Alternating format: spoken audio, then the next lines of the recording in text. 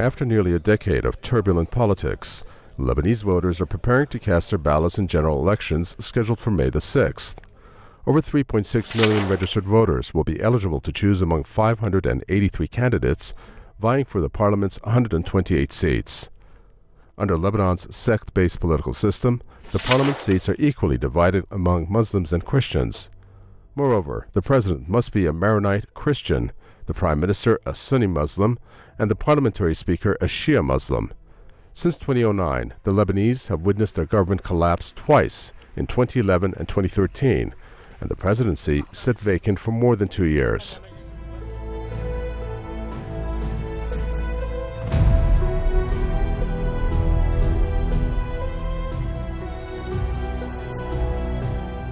The 2005 assassination of Lebanon's late Prime Minister Rafik Hariri, which some blamed on the Syrian government, further complicated the country's political balance. Lebanon's political arena has since been divided into two main camps: the pro-Syrian March 8 bloc, led by the Lebanese resistance movement Hezbollah, and the anti-Syrian March 14 bloc, backed by the West and Saudi Arabia. However, the upcoming elections will be held under a new electoral law passed in June 2017, which could end the polarization of the country's politics. Under the new measure, 77 lists were formed by multiple parties in a tangled web of contradictory alliances that may disrupt the domination of the March 8 and 14 blocs. Well, look, the old divide and rule tactic, let's call it that. In Britain, over the centuries, it's been Protestants and the Catholics. The idea is to get the Protestants fighting the Catholics, and then you can control the outcome. That's how the British divide and rule policy worked in Ireland, for example. And then we had the Troubles in the 1970s, 1980s and 90s. And that was a terrible situation. But both sides effectively were controlled against each other. We've seen a similar sort of thing going on, a divide and rule in the Middle East, mainly between Sunni and Shia.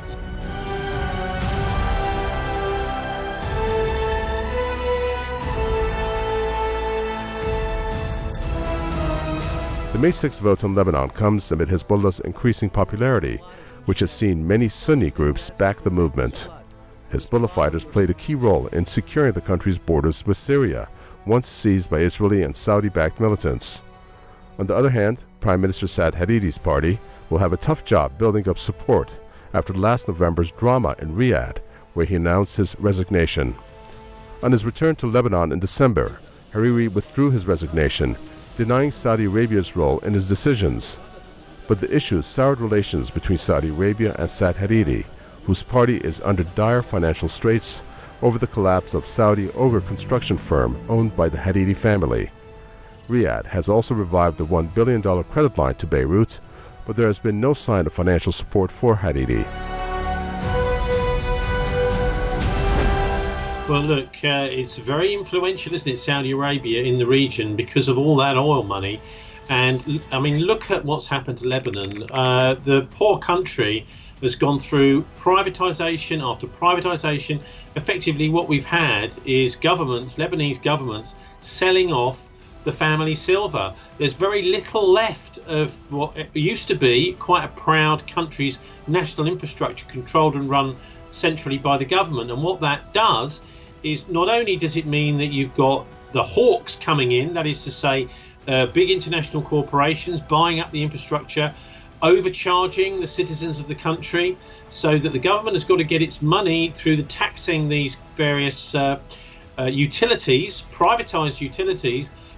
Given the circumstances, Hariri's future movement party is expected to lose seats to rivals including Hezbollah.